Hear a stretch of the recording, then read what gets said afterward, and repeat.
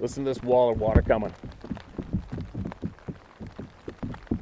All hell's coming. I gotta go. So I hope you enjoy the audio version of these emails. And again, I'll throw up some backdrop for you guys to watch while I read them out loud. All right?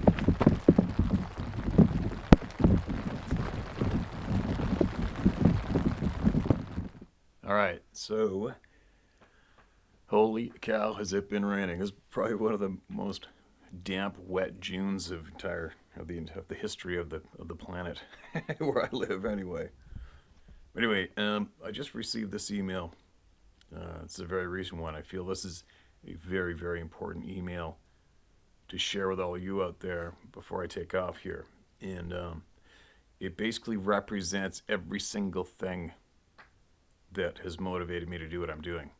And you'll understand why shortly, as soon as I read this. But listen to this. Hi, Steve. I love the channel. Appreciate the work you do very much. I'd like to remain anonymous, but I'm a junior hockey player from California. I won't say much more than that because that already narrows it down a whole lot. I'm a lifelong outdoorsman and average shooter and fly fisherman who is no stranger to the Sierra Nevadas. My whole life I grew up, and my grandfather told me about Sasquatch. While mostly a fantasy as a younger kid, it became more of a reality over time because you grow up and want to believe things like Santa, the Tooth Fairy, and Sasquatch. Well, it turns out one of them is very real. This season, I played in Ontario. We went on a camping trip with the team for a form of team bonding. The camp was out of season and was in some sort of the most dense forest I've ever been in. It was hours away from our town and was on its own small lake, which had an 11-kilometer or so loop around it. Our coach decided we all had to take a walk around the lake to get us moving and having a good time, which it certainly did. I was soaking up every minute of the good fishing, even catching my first pike and muskie. The night ended with the boys all enjoying a massive fire right on the shoreline around the beach. It became later, and after the jokes had worn off, everyone went to the one-door cabin, which sat about 200 yards back in the woods. I felt odd just leaving the fire there, so I decided to take a 5-gallon bucket and douse the fire, as is normal practice here in California.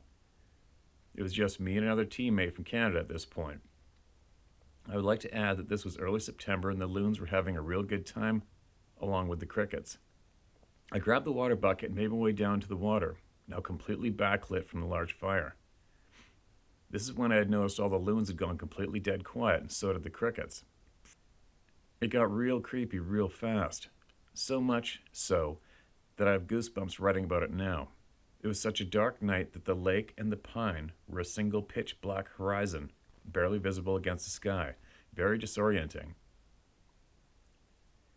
Anyways, about my second or third bucket of water, the hair on the back of my neck stood up and I tried to stare out into the blackness because my sixth sense had kicked into overdrive.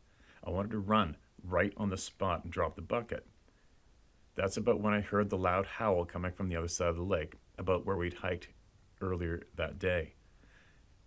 It was on key with a loon, almost impersonating a loon, but very close to the Ohio recordings of the Bigfoot wailing, but was higher pitch, almost a shriek. The scariest part was how it sounded from across the large lake. It was off into the timber ways and was 8 times louder than any animal I'd ever heard in the forest before. I've heard elk, mountain lions, bobcats, and more. That's when my teammate from Canada began to freak out, and we grabbed the water buckets and finished hastily. Every time we'd go down to the lake, backlit by the dying fire, a howl would come across the water as it electrified the air. It was so much to handle that we doused the fire and sprinted up the hill until we were in the cabins out of breath. I didn't say anything when I went into the cabin, but I ended up explaining what happened to my one teammate who lived on the reservation. He got very serious and we discussed it and we decided we should go out on the porch of the cabin and sit until we heard something, as he had never actually had a sighting, but knew many people who had. Before anyone can try and chalk up a prank or a hoax, everyone on the trip was in the cabin, and it was one door in, one door out. We're the only ones outside. My teammate, who is native, explained that sightings happen on his reserve, happen all the time, and that voices will often come out of the woods. I was admittedly a little freaked out by this, but I listened. He then explained that making any noise in the forest long after dark was highly discouraged among his elders and disrespectful. So that's what we started doing. The forest had started back up with the regular crickets and loons, and I was kind of questioning what I had heard already, totally doubting it would happen again. He let off about 3 whistles, and the forest went dead quiet again. This is when the howl I had heard earlier came back and sounded even closer than before. I'll never forget the look on his face when he heard it. It was absolute shock. All the more reason I was now shitting a brick. This continued, and he began to actually go back and forth with the howl. He would clap, scream, or whistle, and the long drawn-out shriek would respond. This went on until the howl simply stopped responding. We sat on the porch for a while longer, and mid-conversation, we heard snapping of tree limbs only about 20 yards away from us. It was something big. The next part is super hard for me to explain, but basically we sat there in a voice so loud and so deep, mumbled out at us from under the trees. It started in a low growl and ended in something saying, "Hey!" It was so deep I felt it in my chest as if it was a bomb going off. To this day, it's the biggest oh shit moment of my life, and I'll never forget it. My teammate and I were frozen. I came to out of my shock. I had tears running down my face and didn't even know it. It must have been only a few seconds, but the panic I had felt was so intoxicating I couldn't believe it. My adrenaline was higher than after a fist fight, and I couldn't stop shaking. When we went back inside, everyone was in the cabin shooting the shit, and they made fun of us because my Toronto teammate, who was with me by the lake, had told everyone about the howls. Everything died down in the cabin, and the guys began to fall asleep slowly. All the while I was still in shock and texting my mom, who sent me the link to the Ontario Parks and Rec website, which had an article that had pretty much talked about Sasquatch openly existing. I'll place that link in the text description of the video below, you guys. A few moments later, my goalie started knocking on the wall of the cabin as a joke. That's when my teammate, who lived on the reserve, sat right up and told him as serious as I'd ever seen anyone, "Don't knock on that wall because you won't like what knocks back." That's when it sat with everyone that we really had experienced something, and it wasn't really a joke at all. This is a longer email for sure and probably messily written, but I had to stomp it out. I'm a stronger person and I don't have much emotional trauma after this, but it was eye-opening. I now check my missing persons report and study every area before camping or fishing. These creatures are a fact of life like anything, and I get laughed at, but just the other day on a camping trip, my friend heard footsteps outside our tent and decided to go sleep in the car. As for any of the other hockey players, keep your eyes peeled on those early morning bus trips through the dark roads and the pine stands. You might see something. I hope this email makes it. If not, that's okay too. I put it out because I wanted to share. Stay vigilant, walk lightly, and carry a big gun.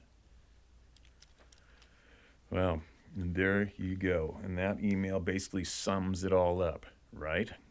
We got a guy, didn't ask for the experience. Obviously a confident man, as any semi or professional hockey player is, right?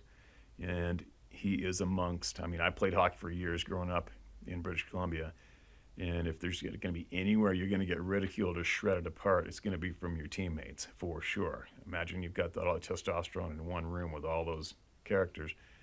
And you know what guys are like. We all try to rip at each other as often as we can, just having fun, right? But I couldn't imagine having to deal with this experience and only having your entire team right there as the first people to go to after the experience. But thank you again for sending your email in. There's going to be a lot of people who appreciate that because you basically have described everything to a T, which comes along with one of these unrequested experiences, right? It's the shock realization that this is all very real. And but one of the good things, the relieving things that I noticed in your email was that you now check on the missing persons reports and also some of the sighting reports before you go camping or hunting and fishing. And that's what we're getting at. Because every single human being deserves the right to know what's going on in the woods or lake or ocean or wherever. Because every single person deserves the right to know what's going on somewhere before they decide to go there or take their children, their family there. Everyone does, right?